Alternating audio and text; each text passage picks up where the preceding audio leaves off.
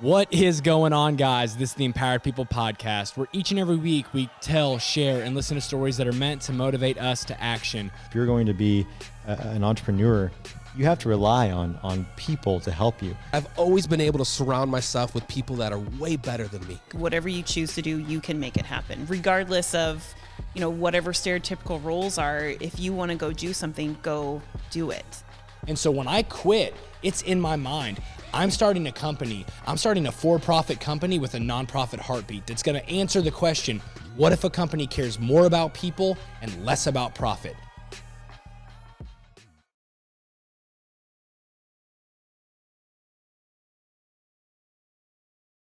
This is going to be awesome. This is going to be a work in progress for sure. That's so Joe, dude, thanks for bearing with us. Of course, you smashed us in a freaking workout. We got a full studio. We're trying something different today. We got freaking Derek on the, what'd you say last time, Matt? The chopsticks? The stickety stacks. Chopsticks. But we got Matt. Chopsticks. We got Matt trying to figure out the audio. Derek going with the video, which has been a mother trucker, and we got Joe Stewart in here who just killed us with a CrossFit WOD. Dude, you guys kept up a little bit. It was fun. Well, I think, dude, as 11:30 approached, and as we had kind of talked about you coming and doing a workout, I think it was like, whenever you're like laying in bed hoping it's a snow day and you're like not going to get up till your mom or your dad come and like tell you, hey, school's not going to happen. I feel like me and Matt were both like under the covers hoping that Joe didn't show up so that we could just do a normal workout. And I was late too, so it was like... I know, so dude, we were all like, we're just going to do our abs. We're just going to do this freaking workout. And then Joe doesn't just open the door. I think he SWAT team kicked the door open like a freak. So I was late, man. Had to make an entrance. Yeah, but it was a lot of fun. So, dude, Joe, of course, we've known each other for a super long time. I kind of want to just shoot the crap a little bit, because who we were when we met and who we are now, I don't think if you would have told us we'd be sitting at a conference table in a business I started talking about a business you started, I don't think either of one of us would have believed that at all. Years. So just why don't you for a second, just for anybody that's listening, watching on YouTube, listening on the podcast, just say a little bit about what you're doing currently, and then we'll go back to the future.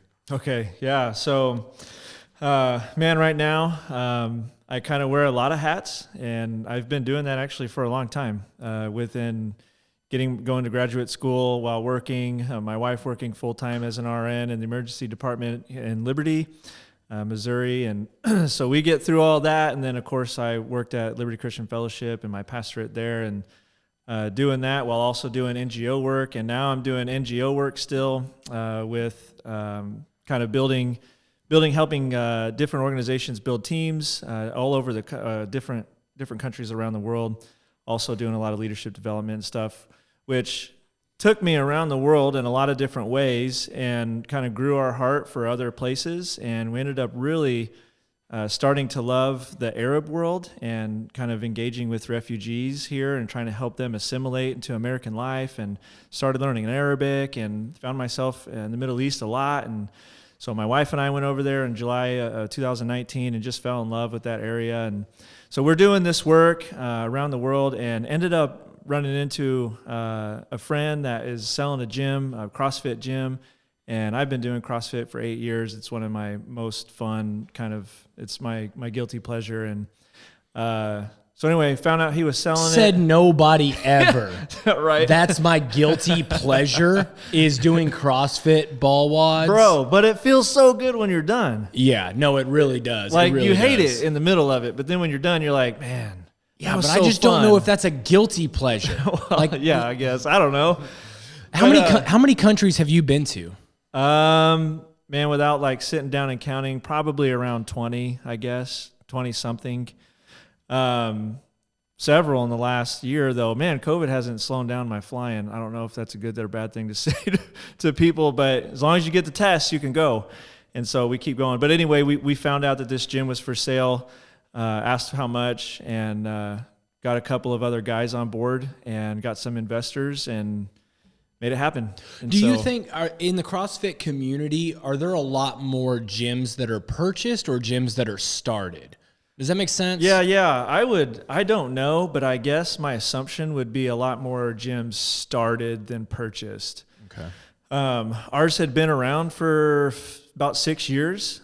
So we purchased it, but obviously we're trying to grow it, take it into a new direction. And a lot of that, has been from a lot of what I learned from you and trying to impact the community. But I would say, yeah, just because it's still a growing sport. I mean, it's still the fastest growing sport in the world. So it's still exploding, especially overseas. You know what's funny about that, and I don't know if you've thought about this, but I mean, I agree, and I don't know the numbers. Just whenever I think about popularity and growth, and a lot like the Inc. magazine, part of the reason that CrossFit and I would say the UFC are exploding, it's because they're still young. They're relatively young compared to soccer or baseball or football or, these different sports. So the growth curve, it hasn't hit its max potential yet. So it's a little like, we're not saying that CrossFit's bigger than the NFL or UFC's bigger than the NBA. Yeah, it's not just, at all. it's been relatively young. But two of the things is Reebok. Reebok's on their way out, and it's almost like they had, two tokens. I've never been to a casino before, but they had two tokens, and they were like, put one bet on UFC and one bet on CrossFit, freaking pulled the hammer and jackpot in both of them because both of them exploded. Bro, and I got Reebok socks on, Reebok shoes on, Reebok pants on. Like, I'm Reeboked out, man, and they just let go of CrossFit. And now Noble picked it up yesterday. Okay. So now it's Noble CrossFit Games. I like Noble a lot, but their shoes just do not. Their shoes. That's one thing, dude. Matt Parman, dude. So a while back, I saved up and I bought these green and dark green checkered ones. Yeah. I loved these shoes. Like, I saved up. They were seriously, they were like $160 for some workout shoes. And I got them, and it took forever too because Noble just couldn't keep up. They were always sold out, and I wear like 10.5s, which is like a super basic size. So they're like always gone. So finally one day they're back in stock. I get them, and literally like 2 weeks later, my Jeep got stolen with my workout bag in there, and they stole my workout bag, and it was like all my supplements and my workout shoes. And I remember being so pissed because I was like, they ain't using them shoes. Yeah, like they ain't doing burpees and trying to like do deadlifts. And so I didn't have them. I didn't buy another pair. I just had a piece of crap, whatever, and it was for Christmas. Matt bought me that pair that I had gotten stolen. What a guy, man. Dude. So it was pretty cool. My birthday's coming up in a couple months, bro. But yeah, so I didn't know that, but they don't flex very good. Like, they are a very sturdy bottom. So I don't know. It's my only complaint about them. I mean, I love them, but it's like, well, now I got those Nano 10 Fronings, man, and they're on point. Yeah. Okay, so enough about CrossFit. I mean, we'll get back there because, we're going to talk about business. We're going to talk about being a technician versus being a business owner and stuff like that. Do you remember the first time we met in high school? Man, I wish I could say yes, but I fried my brain a lot between then and now. Dude, so let me jog your memory. So it was, I remember I signed up for football, Kearney High School. Yep. Freshman year, we go out there and it's like pad fitting day. And I remember going in and thinking like, oh my gosh, these guys are so huge. These guys are so big. I remember the reason is John Goss was in front of me and he was tall, like man. 7 foot at freshman year.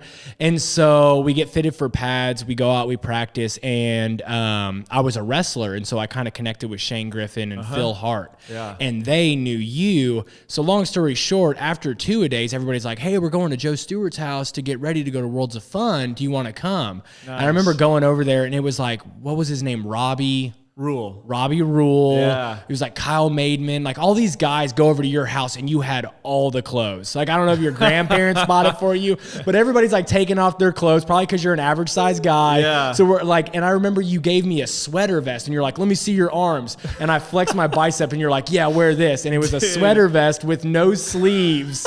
And I was like, bro, it's like 100 degrees outside. And you said, some things have to be sacrificed to look good. And it like stuck in my brain. About me. But it's stuck in my brain, so we like went, and I'm like sweating like a freaking cow in a sweater vest. You look so good, I man. guess. and then we went home and everybody spent the night at your house. You just had that cool house in Kearney, and we pulled an all-nighter, and you're like, dude, we're going to stay up and eat macaroni and cheese and pancakes for breakfast. And it's just like, I don't know why, dude. Maybe it's because like new city, knew everything. And it was just like, I never forgot that day of like, and I mean, and we were great friends ever since then. Yeah, man. I remember, bro, you being at my house and we're in the basement. Did you put salt in this? Yeah, of course. He made me a protein shake and it tastes so bad right now. Bro, there's like, did you put an Alka-Seltzer in it too? I'm not going to lie. I saw him put salt in his and he just like set it next to me. Dude, he put salt in it? I and thought like, you were going to do it too. I did. I was like, I do this all the time. There's an Alka-Seltzer or an Airborne. Or an Airborne in there. No, you put man. some kind of tablet in there. You got Formula One, creatine, and some Himalayan pink salt. You need those minerals, man. I said I just wanted protein powder and water. Okay, that's all I wanted. You lucked out and got something better. All right, so go back. What do you remember from high school? Dude, being in my dad's basement on that Joe Weider machine, just rocking out bench press for like an hour. And butterflies. Yeah. And it's the butterflies. reason I couldn't do overhead squats till like 2 weeks ago. No, and there's a couple huge memories. So, I've talked about on the podcast a ton about, so this is a funny story. I talk about it a lot, just my bad upbringing. Mm-hmm. My mom, of course, struggled with alcoholism, and my stepdad was really into drugs and abuse. And I told this story about one time I lived in Cameron. I actually was in Cameron the other day, and I drove by the house. It's still a piece of crap. Yeah, I remember being there. I was in Cameron and kind of really feared for my life, probably the first time. Like I had always kind of feared for my safety, as in I was going to get my butt kicked. But this time I actually thought like stuff was going to go really bad. And I jumped out of the window and I took off running and I walked on I-35 all night from Cameron to, I think I made it to Holt, which is like 20 something miles. Yeah. And this is like pre-cell phone. So like I have a calling card or something like that. And like you can't really make phone calls with those long distance. So I get to Holt and I'm able to call you. And somebody picked me up and dropped me off at your dad's house. And I like lived there for like 5 days. Yeah, bro. Like ran away. I remember you knocking on the back window like, I'm here. It was like 6:30 in the morning. I'm like, this guy, man. Slept on the freaking side of the highway in an arrest station. But you were just such a good friend. And I mean, you were such a safe place to go. I mean, I remember going to church with you and going to Wendy's and getting a freaking bacon triple cheeseburger, all that kind of stuff. So it's just good memories. But, of course, we kind of hit a crossroads where like I kind of went one direction and you were kind of going another. So why don't you just talk about like, out of high school, what did you do? Did you go to college? Because we kind of really fell out of touch after we graduated. Yeah, man. And, I feel like you kind of went down a better path. But of course we lost touch. So I didn't know, it had to have been 10 years that we didn't see each other. And a lot of my story, and everybody that knows me knows it well, because I'm super transparent about it. And man, just went down the road of just partying. I mean, doing tons of drugs. Just, that was my life for 10 years straight, was just doing all that stuff. And then God got a hold of my heart and really shifted that. And as hard as I went into the party scene, into the club scene here in Kansas City, and, doing all the drugs and moving stuff and being a part of, VIP stuff, like that was my identity.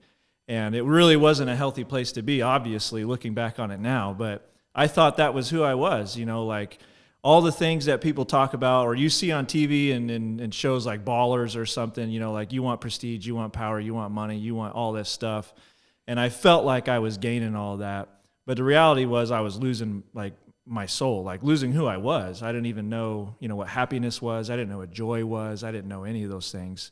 And was it hard? Because I feel like I remember you like holding down a good job. Yeah, and like I did. Making good money. I made too much money.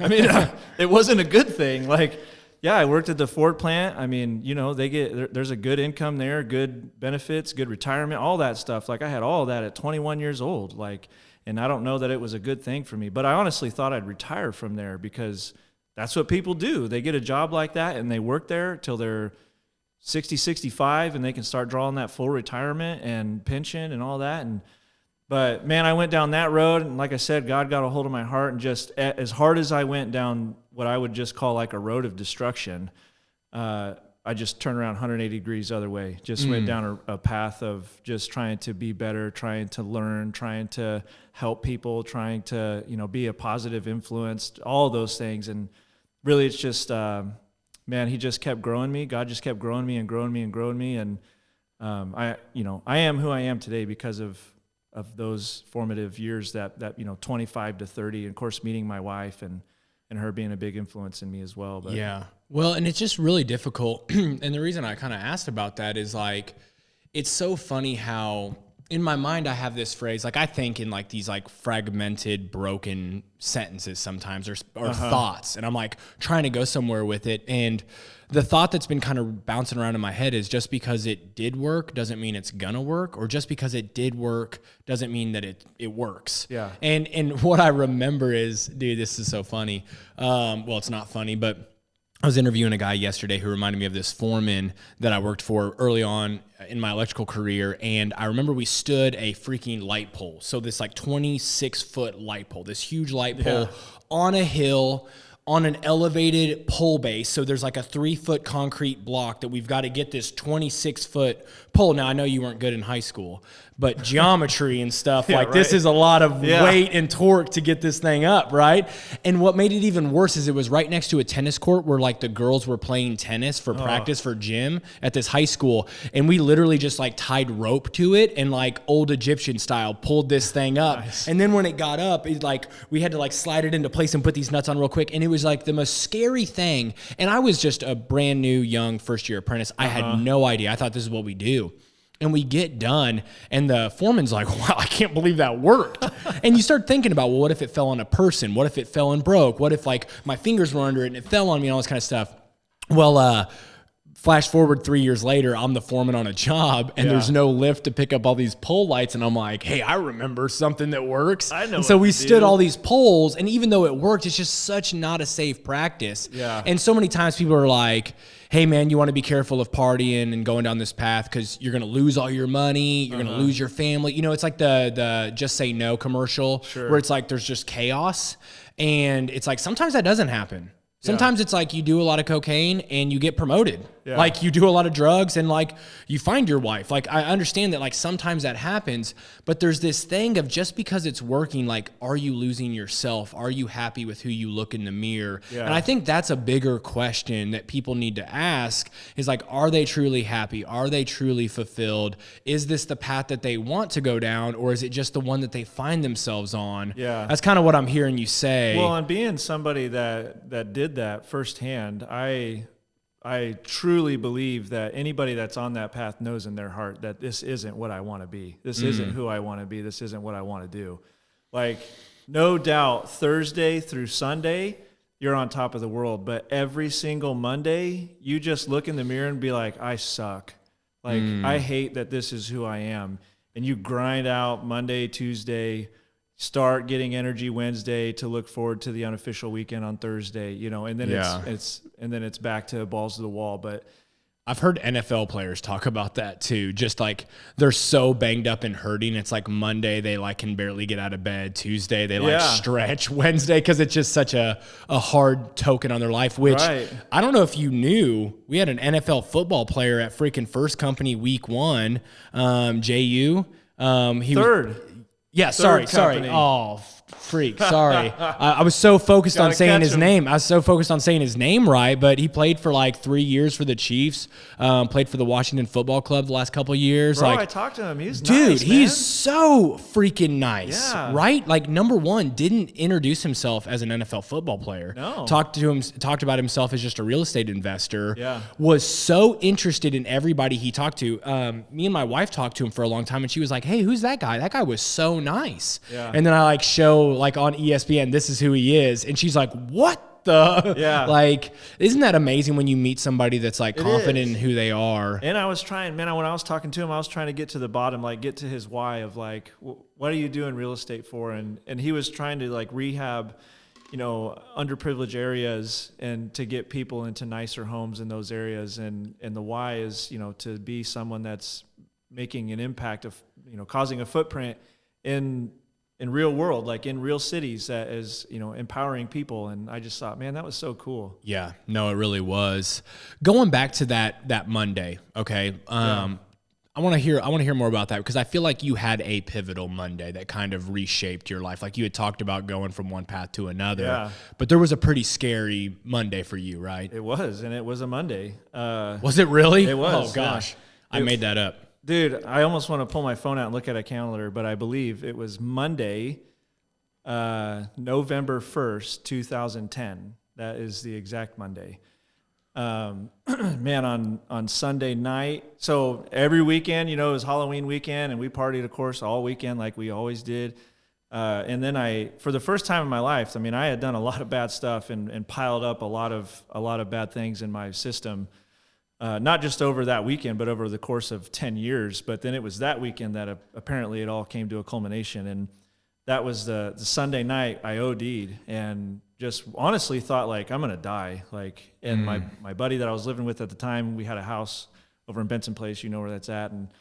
And he was like, you want me to take you to the hospital? And I'm like, nah, man. Like, I was always proud, and was like, if I'm going to die, I'm just going to die on the couch. I'm not going to go to the hospital and be labeled as a druggie in front of everybody, like stupid mindset. But that's what I thought. And then obviously I didn't. So that next Monday I had a lot of introspective thinking to do.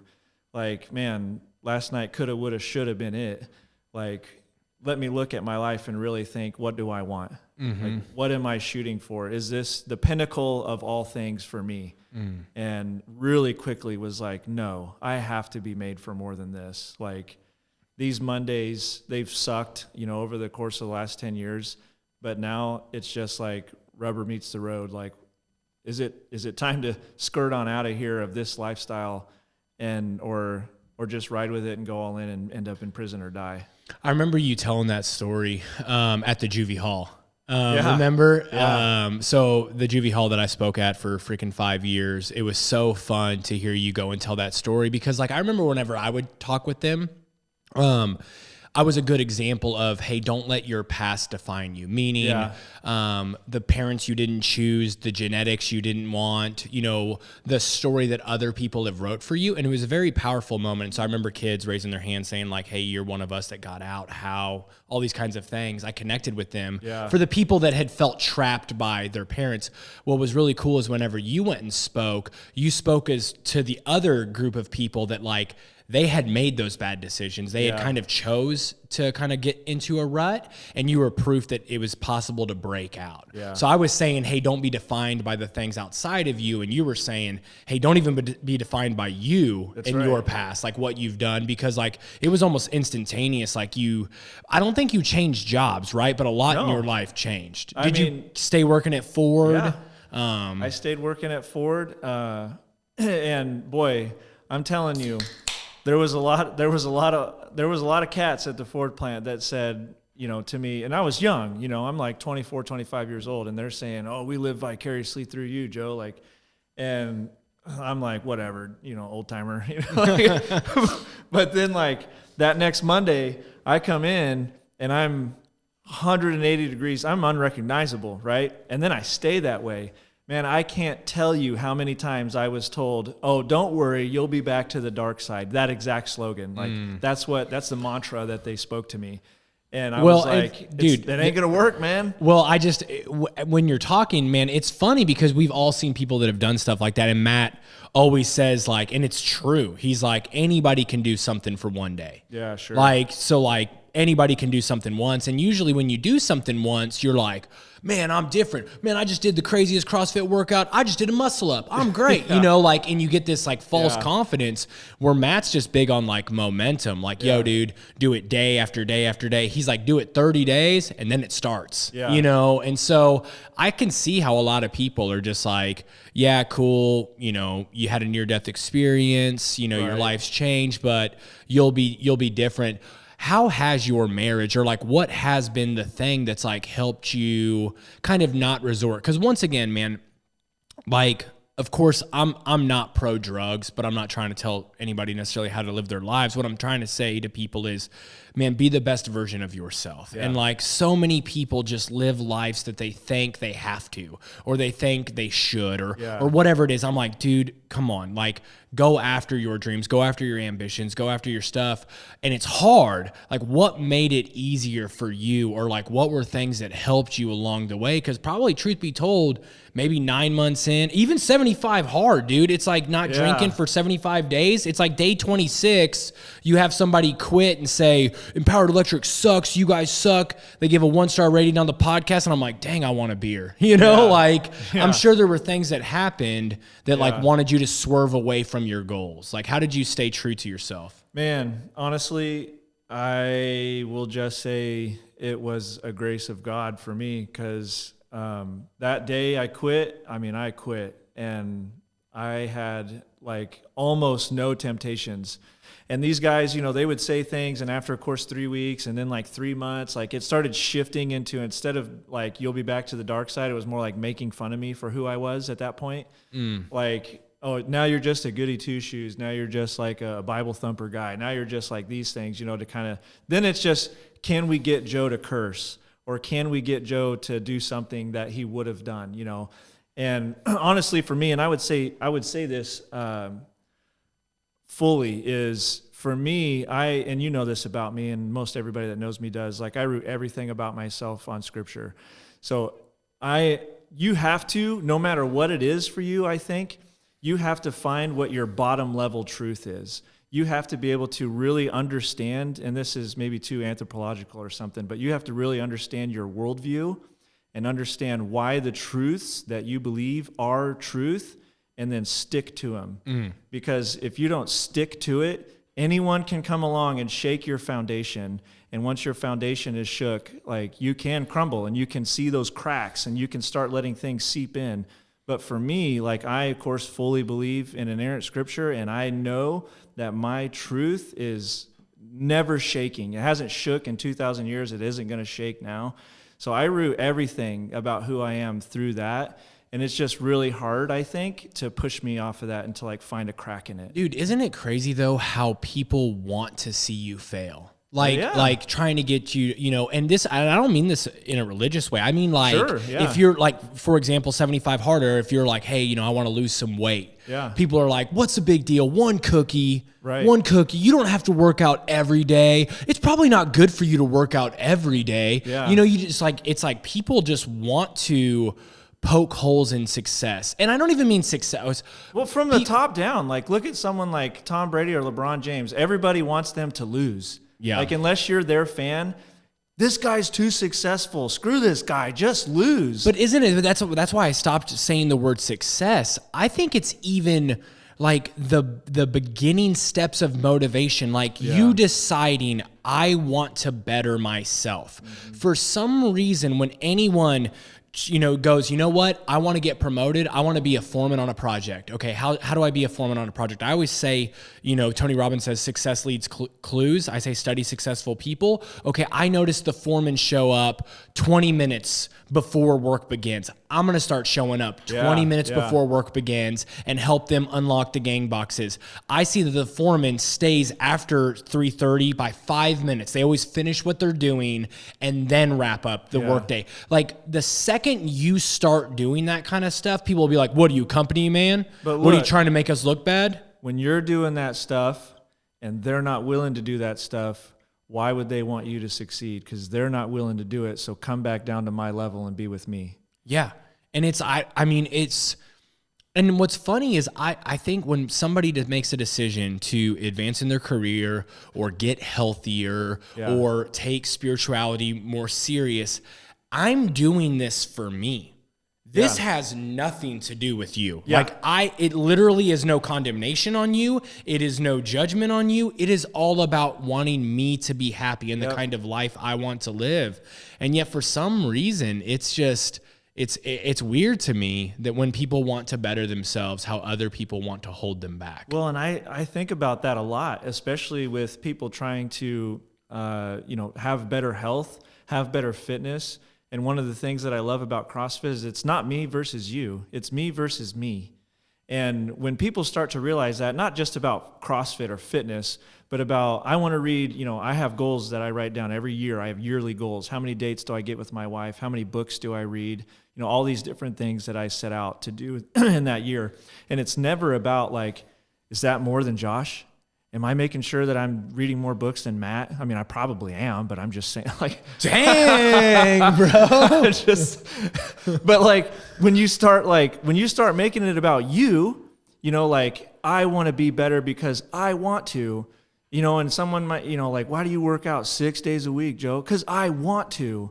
I want to know that I'm taking the right vitamins, I'm taking care of my body, I'm doing the things that I want to do because I want to be better. So whatever you say about that is cool. You can have your opinion and you can shout your opinion from the rooftops, but I ain't changing. Yeah, no, it's so good, dude. So when did that really, you were always fit. We were always, I don't know if you remember, I was the first back-to-back total package. So in Carney, if you could bench 150% of your body weight, squat 200%. So it was 150 bench, 150 power clean, and then 200 squat. You got a shirt that said the total package. Yeah. And the hardest thing for me was bench press. I remember you were always a freak that at bench press. That one was easy for me. Yeah, it was like the easiest thing in the world. For you, I struggled. I remember, full disclosure, so if I'm going to claim that I'm the first back-to-back, the first time I got it, they allowed those wraps, the sleeves around your arms. And so that like increased it by like 15, 20 pounds, and you could just bounce it off your chest. So I did that. So full disclosure.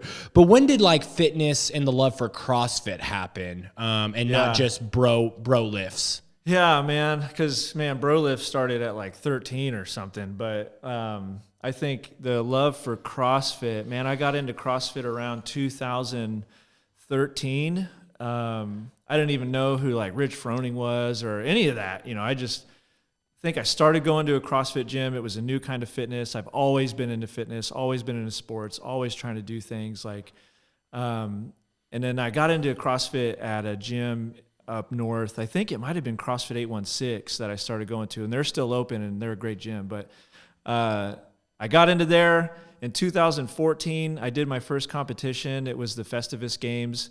I didn't do like terrible, half because of bro strength. Like I was really strong, but kind of sucked at like the, CO2 or VO2 max component. And then just kind of, just started doing it and was like, but I was only like half in at that point. I was like, man, this CrossFit stuff is cool, but I can't breathe. So then I'd like do CrossFit for like 2 or 3 days and then go back to the regular gym and like bro lift for 2 or 3 days. But I'd say probably around 2017, 16, 17, 18, somewhere in that window. I don't really remember. I just really started going all in on CrossFit. And then honestly, being like super determined in it started last year. And then especially with COVID, I loved CrossFit and was doing it all the time. But at the beginning of COVID, I couldn't string together double unders. And so having all that time just stuck at home and started buying up gym equipment, I was like, I'm just going to do it until until it's easy. I would love for you to just talk about, because, of course, so for those that don't know, Rich Froning is kind of like the Michael Jordan of the CrossFit Games. Yeah. Matt Fraser's probably the LeBron James of the CrossFit Games. They're big names. And then Tia Clara Tui, dominant female athlete. She's a freak. It's really fun. If you're not into working out, you might not enjoy it that much, but it's fun to watch though. It's superhuman. The one thing I did love, and I'd love to hear you just talk about some of the components, because I enjoyed going to the CrossFit gym. I enjoyed the lifts, but I enjoyed the community where the second I showed up, it really seemed like no one was competing against you. They were trying to do the best that they possibly could, and they were pushing you to do the best that you possibly could. Yep. And there was this very like, I want to say, because it was competitive. Don't get me wrong. It was definitely competitive, but it was almost like a positive competition. Yeah. Where it's like, I want to beat me, and if that beats you, that's great. I don't know. Yeah. Is that in every gym? Or is that in the culture of CrossFit? Man, I think so, because again, CrossFit really does come back to that me versus me component. And the kind of the fun thing is about a single workout is, the one that we did, like we can go head to head and I can win or lose. But the thing about it is I know that I did my best. So when you beat me at that, man, I'm telling you, good job. Like I'm giving you a high five. Plus, if you finish before me, like you're turning back around, even though you're totally taxed, and you're just, come on, man, you got it. Like, yeah, there's that. You even see that in the games. I went to, gosh darn it, what was it? The Crossroads CrossFit gym. I can't remember what it's called. It's in the Crossroads here in Kansas City, but they had a big rule that you never put your weights away until everyone's done. Yeah. And so it's like, and they were like, don't even take the weight off the bar. Yeah. Like you cheer the next group on until everyone's done. Then you high five, then you take down the bar and stuff like that. I thought that was so cool. And the other thing, the two things that stood out to me big time, which once again, I'm a big believer right now. And, I said to my wife, I was like, man, the difference between people I like and people I don't like, it really comes down to this one thing. Are you a dick?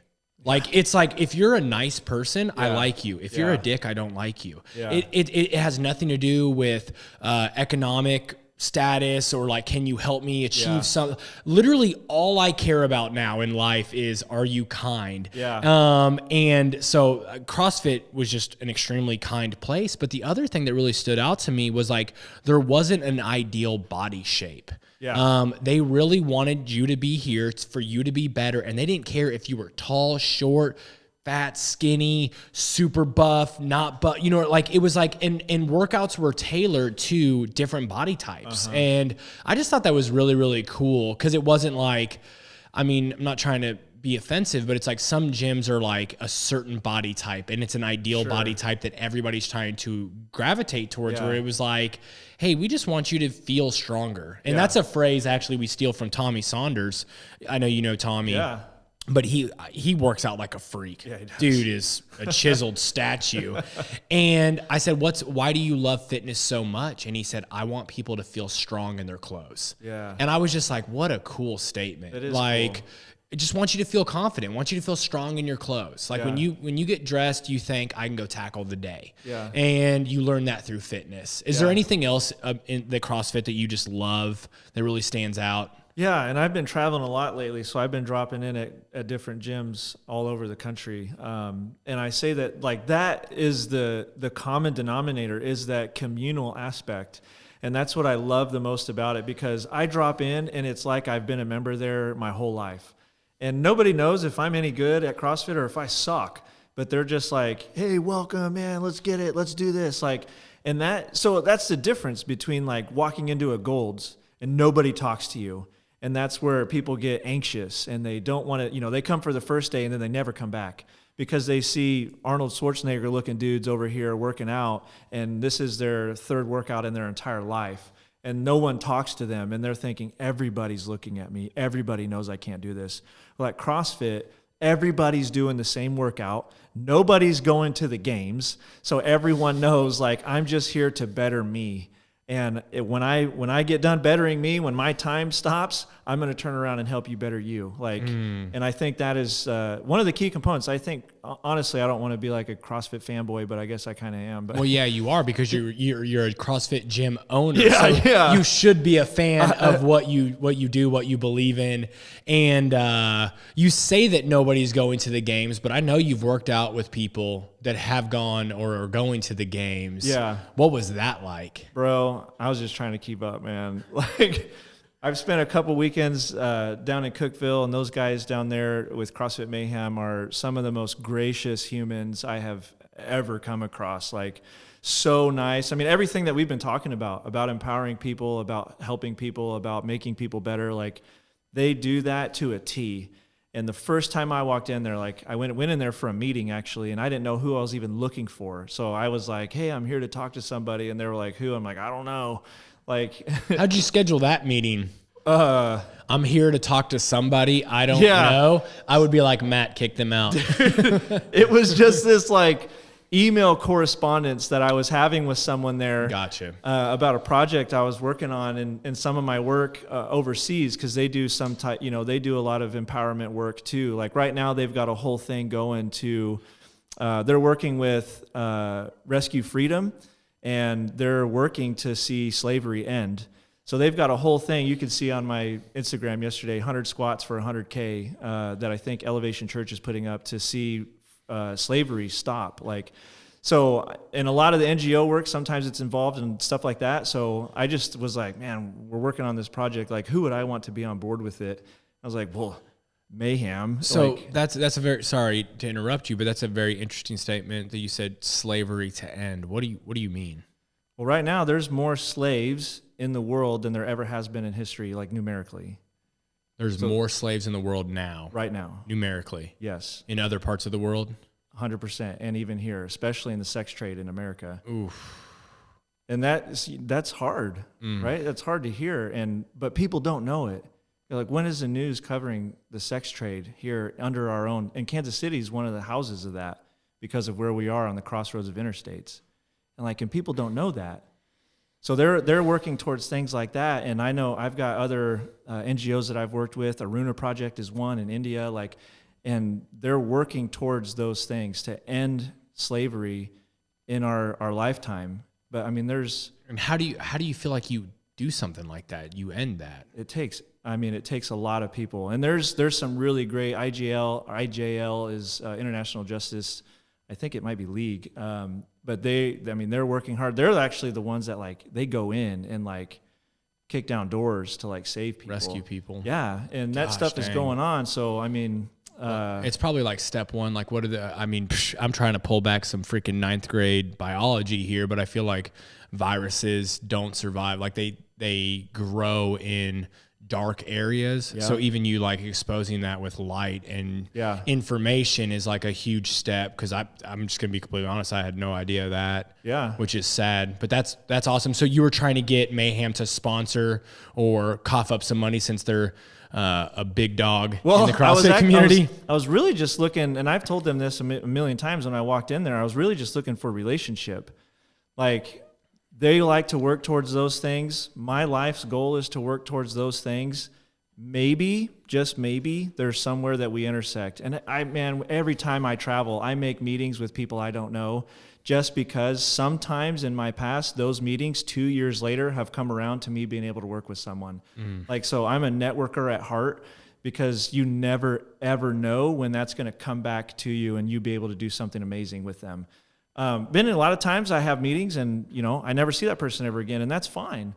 Kudos to what they're doing, and I, wish them the best and hope that they wish me the best on what we're doing. But I thought about my kids were like, maybe Dude Perfect will partner with this. So I wrote them an email, I didn't hear from them, but yeah. And I was like, man, but I know Mayhem has a heart for this type of stuff. Seeing people that are downtrodden and written off, be built up, and that's a lot of what I do. And so I just wrote him an email and they wrote back, and that email correspondence led to, he's a friend of mine now, a good friend. His name's Brian Nelson, and he's a CFO down there at Mayhem, but he never signs off on his emails. Brian, start signing off on your emails. So I walked in there that morning, back to the story, and was like, I don't know who I'm looking for, but I've got these emails. Yeah. Oh, so funny. So working out with them though, like you asked, my wife and I were back down there in January, just trying to keep up with, if anyone knows CrossFit, the Haley Adams and Tasia and Luke. And I mean, I can't, but I'm doing my best. I'm doing my best to hang. Dude, you should do the tactic that Derek did today when we did the WOD. We did partner WODs. It was Joe and Derek, me and Matt, and somehow we're in a sprint to do 50 burpees. We're at burpee 30 before they even start, and somehow they win. We feel like Derek forgot how to count. Good thing he's an estimator now, so he can just guess numbers or something. But bro, I was cycling burpees on Matt, though. I don't know. He said no. Yeah, it's ridiculous. Come on, man. But so just do that. Just do that. Count by twos from now on. Whenever you go to Mayhem, just cheat. 1 rep. Yeah. Full disclosure, we were doing a Mayhem live workout. This is middle of January, and they let me jump in on it just, really graciously. And I'm just trying to hang, and I realized really quick I'm not going to hang. It's a 15-12-9, 150-pound sandbag over, overhead toss, and then same on box over burpees at 48 inches tall. And those sandbags were wearing me slick.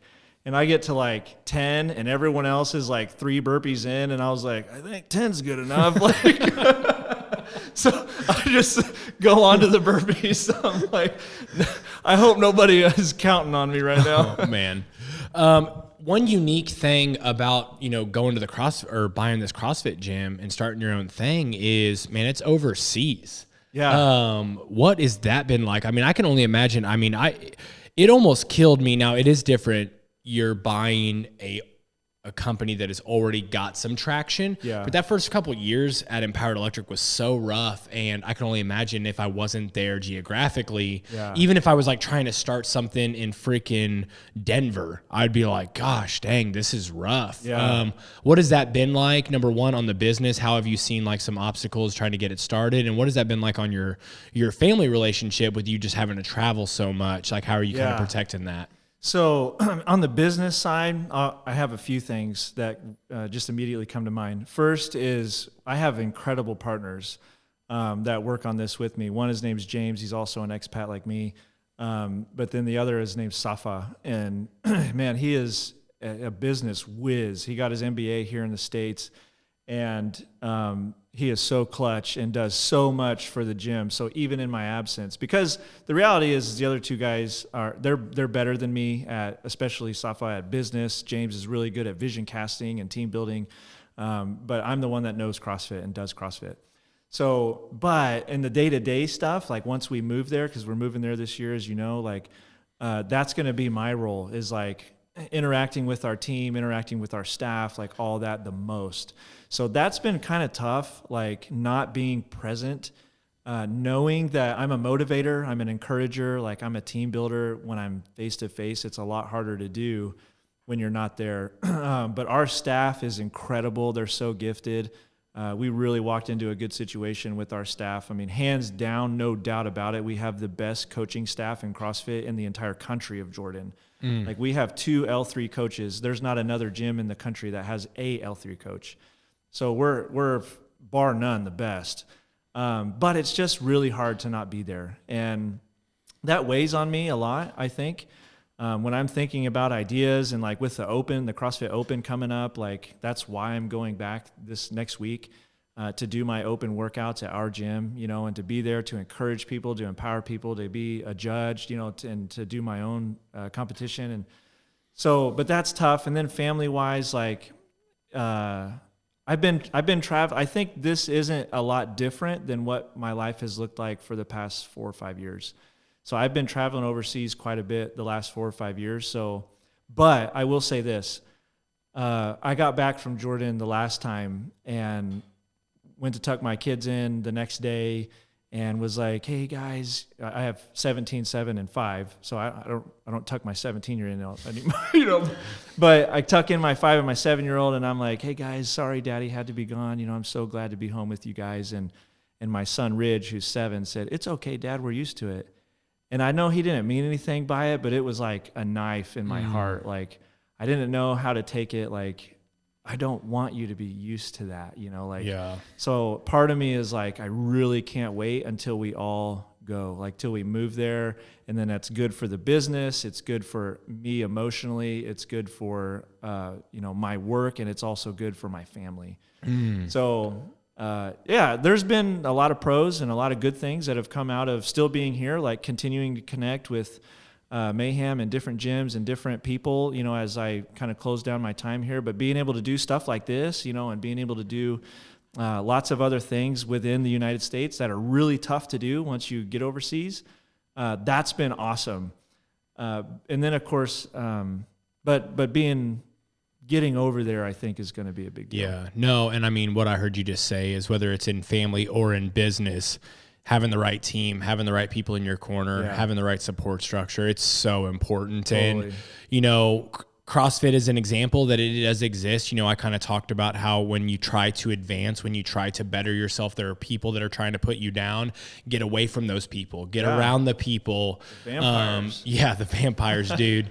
Get around the people that want to see you succeed, that are cheering you on, that aren't looking to get done with their workout, get cleaned up and get out of there and let you figure your life out. People that really want to root you on. It's good that you have that. And I mean, honestly, I'm so thankful to have that in my own life. Last thing I'll say, and then I want to end with some rapid fire questions, is it is funny as you get older. Like I've always thought about, as I was just trying to survive, like I'm trying to make sure Empowered Electric survives. We don't go bankrupt. Yeah. I'm only thinking about survival. And it's this imagery of an empty fridge, which I grew up just seeing the back of the fridge so gosh darn much. And it's like, my kids have never opened a fridge and seen an empty fridge. And I wanted to be that kind of provider for them.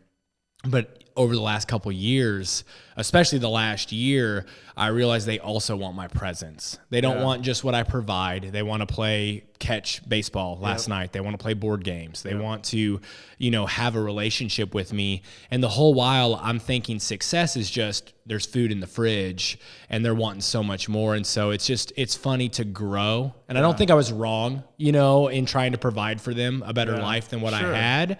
But there's also wanting to meet their needs with what their needs and their wants. Yeah. It's really got my brain spinning. So, dude, and can I say one more thing about that before you move on? I was just talking to my son last night. It just happened to be Ridge again. He's very introspective, and especially for a 7-year-old. But he was saying, he's been saying a lot lately. We watch videos a lot. We make a lot of videos together, me and all of my boys.